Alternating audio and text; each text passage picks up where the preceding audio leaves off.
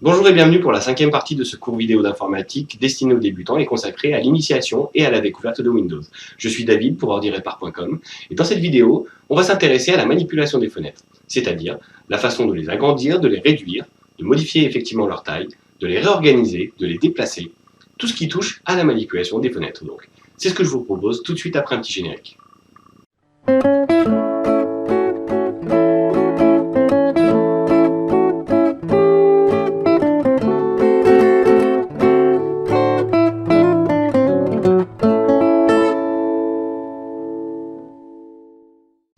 Nous voilà de retour sur le bureau de Windows, et comme je vous le disais en introduction, nous allons manipuler des fenêtres.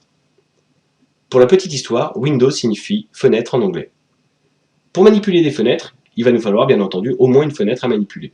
Je vais arbitrairement décider d'aller dans le menu démarrer et cliquer sur Documents, ce qui va avoir pour effet de m'afficher une fenêtre correspondant à l'explorateur Windows qui va s'ouvrir dans le dossier Documents.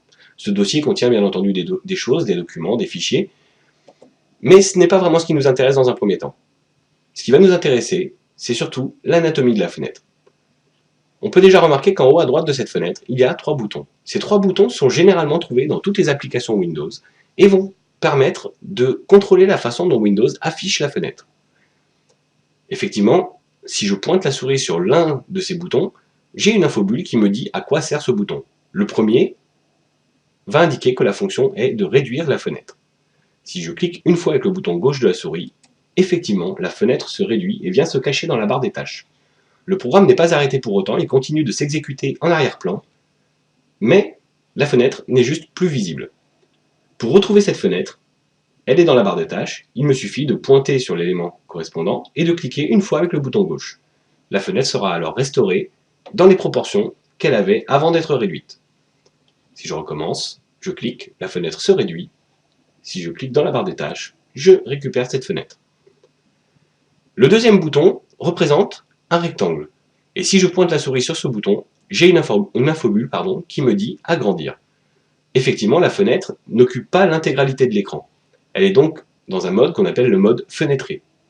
Si je clique sur ce bouton, la fenêtre s'agrandit et passe en plein écran. Elle passe donc en mode plein écran et occupe l'intégralité de l'écran. Le bouton réduire, quant à lui, continue de fonctionner exactement de la même façon. Si je clique sur le bouton réduire, la fenêtre vient à nouveau se cacher dans la barre des tâches, et pour la récupérer, il me suffit de cliquer à nouveau dessus. Vous constaterez que quand la fenêtre revient, elle revient exactement dans les proportions qu'elle avait avant d'être réduite. Et là, elle est en mode plein écran. Si je souhaite revenir au mode fenêtré, il me suffit de cliquer à nouveau sur le bouton central qui a légèrement changé d'aspect. Il ne représente plus un rectangle, mais 2 rectangles l'un sur l'autre. Si je pointe d'ailleurs la souris dessus, l'infobulle m'indique niveau inférieur, qui n'est pas tout à fait la même chose que tout à l'heure, qui était agrandir. Si je clique donc sur ce bouton, la fenêtre n'est plus en mode plein écran, elle revient en mode fenêtré et n'occupe plus l'intégralité de l'écran. Je peux indifféremment être en mode fenêtré ou en mode plein écran pour réduire ma fenêtre. Si je clique sur réduire en mode fenêtré, quand je restaure, je suis en mode fenêtré. Si je suis en mode plein écran et que je clique sur réduire, quand je restaure, je retrouve le mode plein écran. Le dernier bouton, quant à lui, permet de fermer la fenêtre. Si je pointe la souris dessus, effectivement, l'infobulle m'indique fermer. Si je clique sur cette croix, donc, sur fond rouge, le programme s'arrête. Et on voit que le programme s'est arrêté parce que l'icône dans la barre des tâches n'est pas encadrée. Elle n'est pas en surbrillance. Ce qui indique bien que le programme s'est arrêté. Je vais attirer votre attention sur un petit détail. Je vais rouvrir ce document, donc en cliquant sur le menu démarrer et sur Documents. Et vous constaterez que quand j'ai fermé la fenêtre, j'étais en mode plein écran. Quand j'ouvre la fenêtre à nouveau, je retrouve ce mode plein écran. Essayons de repasser en mode fenêtré et de voir si ça fonctionne exactement de la même façon en mode fenêtré. Donc je suis en mode fenêtré, je clique sur la croix, la fenêtre disparaît, donc le programme s'arrête. Si je retourne dans le menu démarrer et que j'ouvre à nouveau Document, je suis effectivement en mode fenêtré. Voilà ce qu'on peut dire des réductions et des agrandissements de fenêtres. Il existe d'autres moyens de passer la fenêtre en mode plein écran. Un moyen qui est apparu avec Windows 7, qui est finalement un moyen assez simple et assez élégant, il suffit de maintenir le bouton gauche de la souris enfoncé dans la zone de la barre de titre. Alors, avant de faire cette manipulation, je vais juste expliquer pourquoi cette zone s'appelle la barre de titre, puisque effectivement dans l'explorateur Windows, ce n'est pas très parlant. Si je prends un autre exemple, et que je vais lancer par exemple la calculatrice, on constate que le titre de l'application apparaît effectivement dans cette zone, calculatrice. Si j'ouvre par exemple le bloc-notes, j'ai bien le bloc-notes qui apparaît dans la zone de la barre de titre et le titre du document que je suis en train de taper, qui évidemment est vide pour le moment puisque je n'ai encore rien tapé. Je vais pouvoir fermer ces applications en cliquant sur la croix. Et ça marche exactement comme l'explorateur Windows.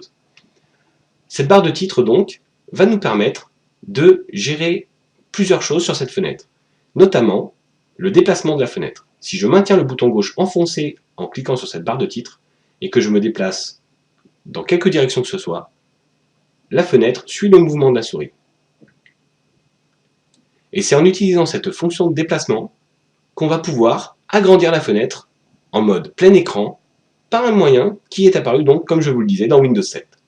Si je maintiens enfoncé le bouton gauche de la souris sur cette barre de titre et que je déplace la fenêtre vers le haut de l'écran, lorsque la souris va toucher le bord de l'écran, la fenêtre va passer automatiquement dans un mode plein écran. Vous voyez qu'il y a une zone bleue qui recouvre la totalité de l'écran. Si je lâche le bouton de la souris, ma fenêtre est passée en mode plein écran.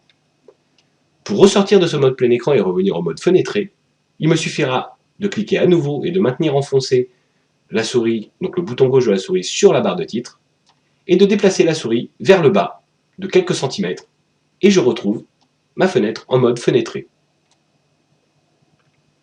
Je peux recommencer, je prends la fenêtre avec la barre de titre, je la glisse sur le bord de l'écran, sur le bord haut de l'écran, la fenêtre passe en mode plein écran, je rattrape la fenêtre par la barre de titre, et je descends, la fenêtre revient en mode fenêtré.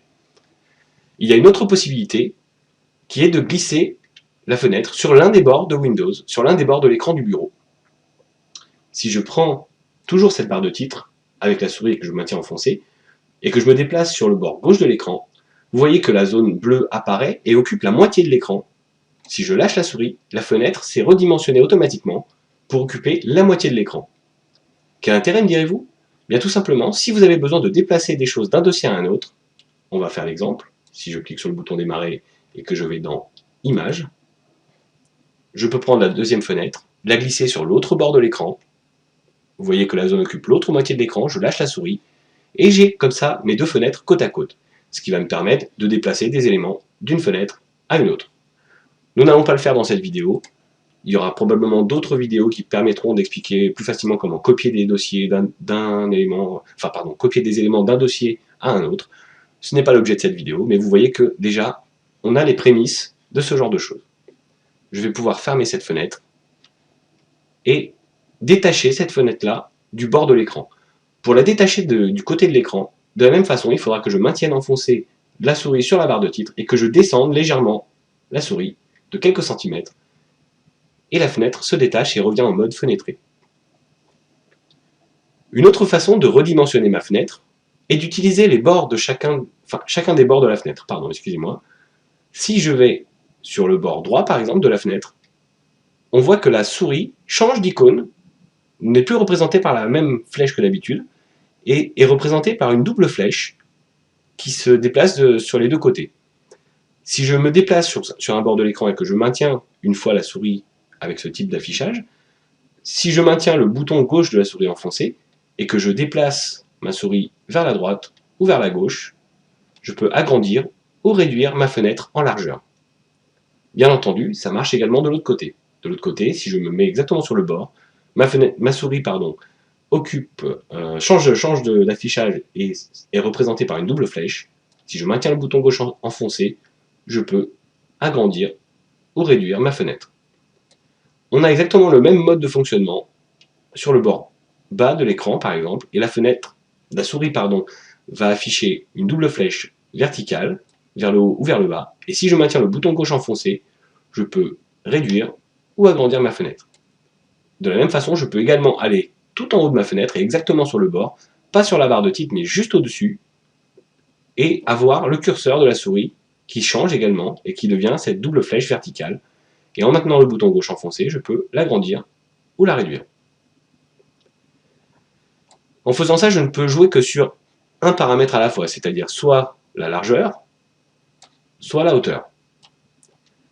Heureusement, il existe une autre possibilité qui est d'attraper l'un des coins de la fenêtre. Et vous voyez que le curseur de la souris prend une forme de double flèche oblique à peu près à 45 degrés.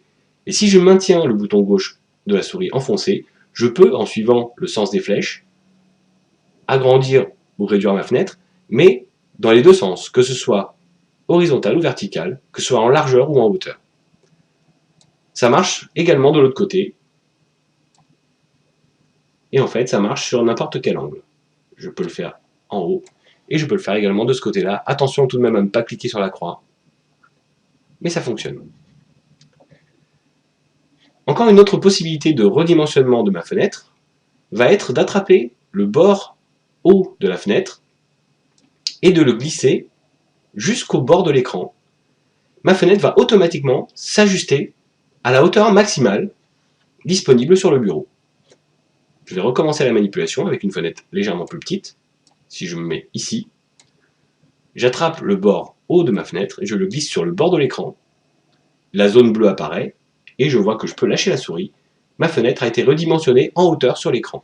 Ce mode-là est très pratique par exemple pour les traitements de texte où on a besoin d'avoir beaucoup de lignes à l'écran. On a besoin d'occuper la hauteur totale de l'écran. La largeur, quant à elle, n'est pas affectée. Pour détacher bien entendu cette fenêtre, je vais recommencer la même manipulation et je vais glisser dans l'autre sens. Donc si vous attrapez la fenêtre, vous pouvez la déplacer effectivement d'un côté à l'autre, vous pouvez la réduire, l'agrandir comme vous le souhaitez, la coller sur l'un des bords de l'écran. Donc voilà comment on manipule des fenêtres dans Windows. Avant de finir cette vidéo, il y a d'autres façons d'arranger les fenêtres et d'organiser les fenêtres à l'écran. Je vous ai montré tout à l'heure effectivement qu'on pouvait glisser une fenêtre sur un bord de l'écran, avoir une deuxième fenêtre glissée sur l'autre bord, mais ce n'est pas la seule façon de le faire. Je vais par exemple cliquer sur ce bouton explorateur de Windows et ouvrir une nouvelle fenêtre d'explorateur. Je peux par exemple réorganiser mes fenêtres en cliquant sur la barre de tâches. En cliquant avec le bouton droit, j'obtiens un menu contextuel et sur ce menu contextuel, je peux décider par exemple de mettre les fenêtres en cascade. Si je clique dessus, mes deux fenêtres sont bien en cascade. Alors sur deux fenêtres, c'est pas forcément très parlant. On va en ouvrir un petit peu plus. Alors on va ouvrir, musique, on va ouvrir le dossier personnel. Voilà, ça me fait quelques fenêtres d'ouvertes, 4 fenêtres en l'occurrence. Si je clique avec le bouton droit sur la barre des tâches et que je clique sur cascade, les 4 fenêtres sont bien en cascade, l'une devant l'autre. Je peux les déplacer, je peux effectivement toutes les bouger, les ajuster, les réduire, les agrandir, faire à peu près ce que je veux, mettre les unes devant les autres, utiliser la barre de tâches pour basculer de l'une à l'autre, c'est tout à fait possible. Un autre mode d'organisation des fenêtres, toujours depuis la barre des tâches, en cliquant avec le bouton droit et toujours dans le menu contextuel, c'est d'avoir les fenêtres empilées. Si je clique sur fenêtre empilée, vous voyez que les fenêtres s'empilent et se répartissent la totalité de l'écran de façon équitable. Si j'ai 4 fenêtres, elles se mettent effectivement chacune dans un quart de l'écran. Si je clique à nouveau sur la barre de tâches et que je choisis de mettre les fenêtres côte à côte, avec 4 fenêtres, on ne voit pas la différence. Je vais juste vous montrer ce que ça donne avec 3 fenêtres. Si je ferme l'une de ces fenêtres et que je recommence la manipulation, clic droit, afficher les fenêtres empilées, vous voyez qu'elles sont bien l'une au-dessus de l'autre et qu'elles sont effectivement empilées. Si maintenant je retourne cliquer avec le bouton droit dans la barre de tâches et que je demande à les afficher côte à côte, elles sont affichées côte à côte cette fois-ci et non pas empilées.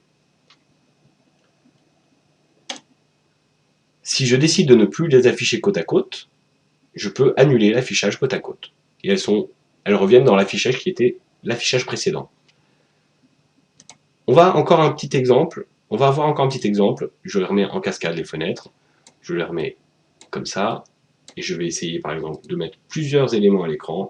La calculatrice par exemple, le bloc-notes. Je vais ouvrir d'autres fenêtres d'explorateur. Je vais volontairement mettre un petit peu la pagaille sur ce bureau. On va voir qu'il y a beaucoup d'éléments et que ça va être assez difficile de voir les choses. Mais c'est fait exprès. Alors, encore quelques petites secondes de patience, le temps que je prépare les choses. Voilà. Donc vous voyez que il y a plusieurs fenêtres sur cet écran et que par exemple si je souhaite taper mon courrier, taper un document dans le bloc-notes, je vais cliquer donc comme je vous ai montré sur la barre des tâches sur le programme bloc-notes et je vais commencer à taper mon courrier.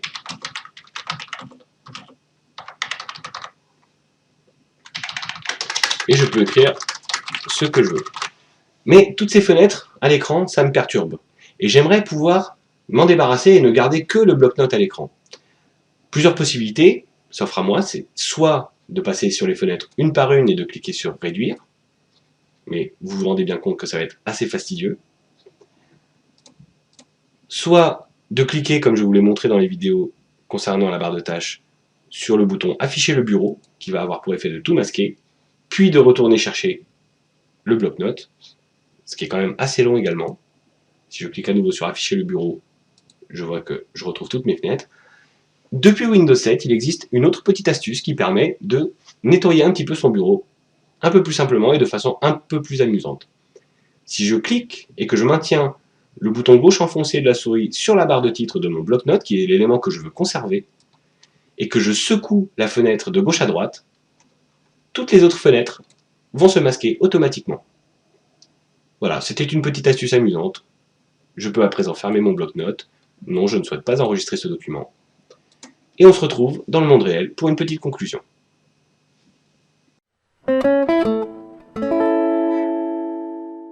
Et bien nous voilà arrivés au terme de cette vidéo sur la manipulation des fenêtres.